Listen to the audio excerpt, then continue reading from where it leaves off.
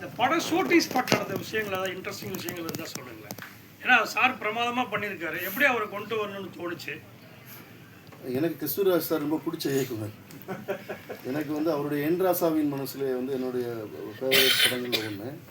இப்போ நிறைய நடிகர்களை தேடிட்டு இருக்கும்போது இப்போ எனக்கு விழித்திரு படத்தில் சார் வந்து பாரதி ராஜா சாருடைய ஸ்டுடியோவில் வந்து விழித்திரு படம் பார்த்துட்டு என்னை ரொம்ப ஹக் பண்ணி ப்ரைஸ் பண்ணியிருந்த ஒரு ஞாபகம் என்னோடய மூளையில் ரொம்ப கனமாக பதிஞ்சிருந்தது. வந்து அப்போது சினிமாவில் வந்து ஒரு இஸ்லாமிய கதாபாத்திரம் அப்படின்னாலே வந்து ரொம்ப தடித்த தாட்டிகமான உருவமாக நெத்தியில் தழும்பு வச்சு ஒரு ஒரு ஒரு கலராக ரொம்ப வெள்ளையாக இருக்கக்கூடிய ஒரு ஸ்டீரியோ டைப்பான நடிகர்களாக தான் இருப்பாங்க வந்து. ஆனால் சாரோடைய அந்த திராவிட ஸ்கின் டோன், சாரோடைய அந்த அந்த முக அமைப்பில் இருக்கக்கூடிய ஒரு தமிழ் முகம் இருக்கு இல்லையா, அந்த தமிழ் முகம் வந்து இந்த கதைக்கு தேவைப்பட்டுச்சு. ரெண்டாவது, இந்த கதையை புரிஞ்சுக்கிறதுக்கு ஒரு அனுபவம் உள்ள மற்றவங்க எல்லாருமே புதுமுக நடிகர்களாக இருந்தாலும் இந்த கதாபாத்திரம் ரொம்ப வலுவான கதாபாத்திரங்கிறதுனால இதை ரொம்ப ஸ்ட்ராங்காக புரிஞ்சுக்கிறதுக்கான ஒரு எக்ஸ்பீரியன்ஸ் உள்ள ஒரு ஆளாக தான் முடியுங்கிறதுனால நான் சாரை அப்ரோச் பண்ணேன். சார் வந்து ஸ்கிரிப்டை படிச்சுட்டு ரொம்ப அன்பிலீவபிளான சப்போர்ட் பண்ணார். இன்னும் சொல்லப்போனால் நான் எல்லா இன்டர்வியூலையும் சொல்லிகிட்டு இருக்க மாதிரி தான், அவர் வந்து கிட்டத்தட்ட எத்தனை நடிகர்கள் மானிட்டரில் பார்த்துருப்பார், எத்தனை நடிகர்களுக்கு கரெக்ஷன் சொல்லியிருப்பார். ஆனால் ஒரு ஷாட்டு கூட அவர் வந்து மானிட்டர் பக்கம் வந்து நின்று பார்த்ததே கிடையாது. சார் என்னன்னா ஒரு தண்ணி மாதிரி வந்தார். ஒரு பாத்திரம், யூசுஃபுங்கிற ஒரு பாத்திரம் செஞ்சு வச்சுருந்தோம். அந்த பாத்திரத்துக்கு அப்படியே அந்த தண்ணி அந்த வடிவமாக எப்படி மாறிக்குமோ அப்படி மாறினார். எவ்வளவோ சிரமங்கள் இருந்தது. நாங்கள் வழக்கமான சினிமா மாதிரி எடுக்க முடியல. ஏன்னா அது ஒரு இஸ்லாமிய தெருக்களுக்குள்ளார வெட்போர்டு வண்டி போக முடியாது. ஏன்னா நிறைய மசூதி இருக்கும், தொழுகை நேரங்கள் 5 நேரம் இருக்கும், அதனால் மைக் வச்சுக்க முடியாது. அதனால் வந்து நாங்கள் ரொம்ப கவனமாக தான் உள்ளே போய் வெளியே வரணும். அதனால் நாங்கள் பெட்போர்டு வண்டியை வெளியே நிறுத்திட்டு ஒரு குட்டி யானையை வச்சு தான் நாங்கள் எக்யூப்மெண்ட்ஸ்லாம் உள்ள ஊருக்குள்ளே கொண்டு போவோம். ஸோ அப்போ கேரவன் அப்படி பெட்போர்டே போக முடியாத வண்டி இருக்கும்போது ஒரு கேரவன் எப்படி போகும்? ஒரு கேரவன்லாம் இருக்காது. அப்போ சார் வந்து புரிஞ்சுக்கிட்டு, சூழலை புரிஞ்சுக்கிட்டு, அவருக்கு இன்னும் சொல்லப்போனால் ரொம்ப உடம்புக்கே முடியாத ஒரு நேரத்தில் கூட நான் இங்கேருந்து பேக்கப் ஆகி போயிட்டா தம்பி ஒரு 40-50 லட்சம் உங்களுக்கு லாஸ் ஆகும் திரும்பி வர்றது அப்படின்னு சொல்லி, இல்லை நான் கஷ்டப்பட்டு ஒரு இயக்குனராக அந்த இடத்துல வந்த ஒரு இயக்குனர்னா நான் அதை செய்ய மாட்டேன், நான் வந்து என்ன கஷ்டப்பட்டாலும் நான் முடிச்சுட்டு போகிறேன்னு சொல்லி முடிச்சுட்டு போனார் வந்து. ஸோ கஸ்தூராஜா சார் வந்து இந்த கதாபாத்திரத்துக்கு அவருடைய இன்புட்ஸுமே நிறைய இருக்குது. சார் வந்து பெருந்தன்மையாக ஒரு இயக்குனர்னு சொன்னால் கூட ஒரு சீனியரோடு நம்ம ஒர்க் பண்ணும்போது அது நம்மளுடைய ஒர்க்கை எவ்வளோ தூரம் வந்து மோல்டு பண்ணுங்கிறதுக்கு எனக்கு சாரோட ஒர்க் பண்ண எக்ஸ்பீரியன்ஸ் பெரிய எக்ஸாம்பிளாக இருந்தது. வந்து நிறைய சின்ன சின்ன விஷயங்கள் சார் வந்து ஆக்டிங்காக, டயலாகாக நிறைய ஃப்ரெண்ட்லியாக ஷேர் பண்ணுவார். ஒரு இயக்குனருங்கிற அடிப்படையில் இல்லாமல் கேமராவுக்கு முன்னாடி அவர் ஒருபோதும் இயக்குனராக நின்னதே கிடையாது. அவர் 100% ஒரு டைரக்டரோடைய ஒரு கம்ப்ளீட் ஒரு டைரக்டரோட ஒரு நடிகர் அவர் வந்து. ஏன்னா அவர் சாரை நான் கமிட் பண்ணும்போது எனக்கு நிறைய பேர் இண்டஸ்ட்ரியில் பயங்காட்டினாங்க, சார் ரொம்ப கோவக்காரரு, நீங்கள் அவரோட ஒர்க் பண்ண முடியாது அப்படின்னு. ஆனால் அவர் ஒரு நாள் கூட அவர் இந்த படத்துக்குள்ளார எப்படி வந்தாரோ அப்படியே தான் இன்றைக்கி வரைக்கும் இருக்கிறாரு. அது ரொம்ப அபூர்வமான விஷயம் சினிமாவில் வந்து. அவர் இன்றைக்கி இருக்கிற இடத்துக்கு நாங்கள்லாம் யங்ஸ்டர்ஸ் வந்து அவ்வளோ சிரமப்பட்டு இந்த படத்தை நடிக்கணும்னா அவர் ஒரே விஷயம் ஸ்கிரிப்டை படிச்சுட்டு சொன்னார். என்ன சொன்னார்னா, தம்பி ஒரு 110 வருஷத்தில் வராத ஒரு வாழ்க்கை, இந்த படம் இன்றைக்கி காலகட்டத்துக்கு ரொம்ப தேவையாக இருக்குது. இதில் வந்து நீங்கள் சொல்கிற பேட்டர்னில் ஒர்க் பண்ணுறதெல்லாம் கொஞ்சம் சிரமமான நீங்கள் நினைக்கிற ஃபேமிலியில் ஒருத்தர் ஹாஸ்பிட்டலில் இருக்கார், அவர் ரிக்கவர் ஆகி வரதுக்கு ஒரு 3 மாதம் தேவைப்படுதுன்னா ஒரு 3 மாதம் கழிச்சு நான் கல்யாணம் வீட்டில் ஒரு சுப விஷயங்கள் பண்ண தானே செய்கிறேன்.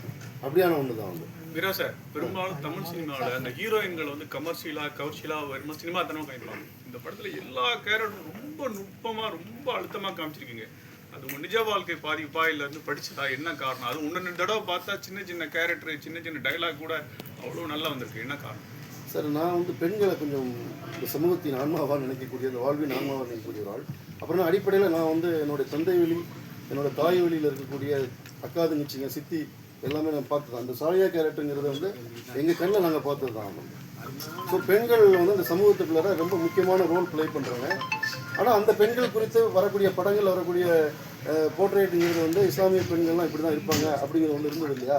அப்படி இல்லை, பெண்கள் ரியலாக இப்படி தான் இருக்காங்கிறத நாங்கள் காட்ட விரும்பினோம். டைரக்டர் சார் இன்னைக்கு இயக்குனர் பாரதி ராஜா மண்ணுக்குள்ளே போகிறாரு. இன்னைக்கு புதிய பாரதி ராஜா வந்திருக்கு. இல்லை கேள்வி, இதில் வந்து நீங்கள் வந்து பொருளாதார ரீதியாக வறுமை காரணமாக சம்பாதிக்கிறதுக்கு வெளிநாட்டு போகிறாங்கன்னு சொல்றீங்க. ஆனால் இன்னைக்கு நிலைமை அப்படியா இருக்கு.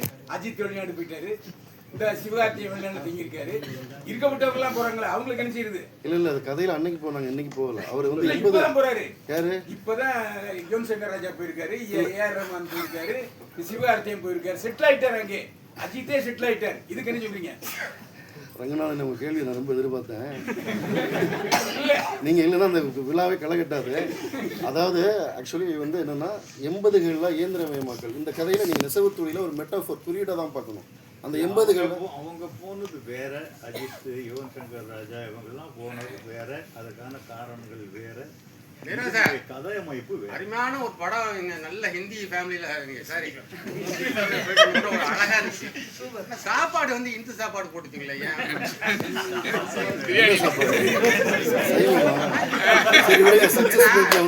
ஃபோன் பண்ண அப்படியே அந்த ஒரு முஸ்லீம் ஃபேமிலியில இந்த மாதிரி அந்த மனமும் நல்லா இருந்துச்சு.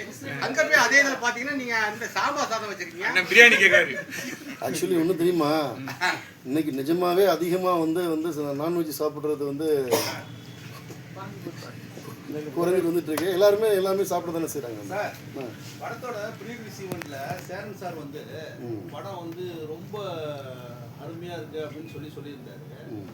பட் இந்த படம் பார்க்கும்போது அவருடைய படமான பொக்கிஷம் படமே கொஞ்சம் ஜாயிண்டா ஒத்து போகுது. பொக்கிஷம் நீங்க பாத்தீங்களா? இல்லையே, பொக்கிஷம் வேற கதை, இது வேற கதை ஆச்சு. இல்ல, ஒரு சில சீன் தான் சொன்னேன். இல்லை பொக்கிஷம் இதுவும் வேற கதை. நானும் கொஞ்சம் ஒரு திரும்ப பார்க்குறேன். அது வந்து என்னென்னா, அது வந்து முழுக்க ஒரு காதல் கதை. இது ஒரு வாழ்வியல். இது ஒரு அப்பா பையன் ஒரு வீட்டை விற்கிற கதை, ஒரு தறியை வீழ்ச்சியோட கதை. இந்த படத்தில் வந்து அது பொக்கிஷம்ங்கிறது ஒரு காதல் தான், ஒரு பெண்ணை தேடி போகிற கதை தான். இது அப்படி இல்லை. இந்த கதையில் பார்த்தீங்கன்னா நிறைய இருக்கும். பிறப்பிலிருந்து இறப்பு வரைக்கும் இந்த ஒரு வாழ்க்கையை ஒரு வாழ்வியலோட அடிப்படையில் தான் சொல்லியிருக்கோம். சார், தமிழ்நாட்டுல எம்மதம் சம்மதம் ஒரு விஷயம் போயிட்டு இருக்கு.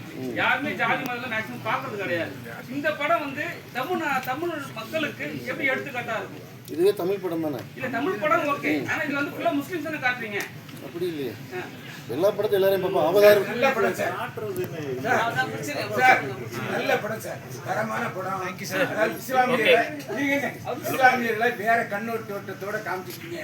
இந்த மாதிரி எந்த ஒரு இயக்குனரும் இஸ்லாமியர்களை இவ்வளவு ஆழமா போய் பரிசீலிச்சு ஆராய்ச்சி எடுத்தது இல்லை. ஸோ என்னுடைய முழுமையான பாராட்டு.